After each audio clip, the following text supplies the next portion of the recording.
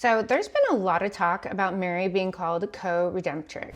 And the Vatican just came out to clarify that they don't feel this is an appropriate title for her. I can kind of understand why they would need to say something like that, but I also see how this caused a lot of stress and debate online. So here's what actually happened. So it says in early November 2025, the Vatican's Dicastery for the Doctrine of the Faith, I hope I pronounced that right.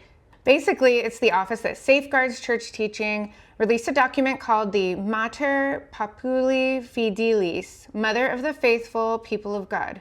I hope I pronounced that right too. It reaffirmed that Mary did have a unique and beautiful cooperation in our salvation by saying yes to God, by being at the foot of the cross, and by continuing to intercede for the church. But it did clarify that calling her Co-Redemptrix could cause confusion. It might make it sound like she's somehow equal to Christ or share his role as Redeemer, which of course goes against the core of the gospel that Jesus alone is the mediator and savior. So even before I decided to become Catholic, I believed that Catholics did look at Mary like she was another type of savior, but that's not true. So in one sense, I think the Vatican's document helps to clarify something that needs that clarification, because this will actually clear up a lot of those misconceptions. It shows that the church isn't elevating Mary above Christ, but they're honoring her for how she cooperated with him, but not equaled him.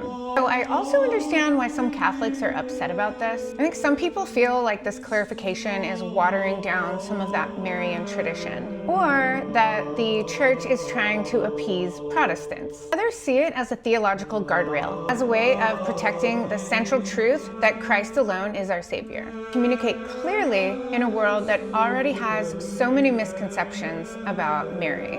So really, at the end of the day, this doesn't change any dogma. She's still the Mother of God, the Immaculate Conception, and an example of what perfect cooperation with grace looks like. So for me, as a convert, I don't see this as a downgrade at all. I think it's the church helping people understand what they actually believe about Mary. So she's not a co-savior, but she is the perfect disciple that points us back to her son, Jesus.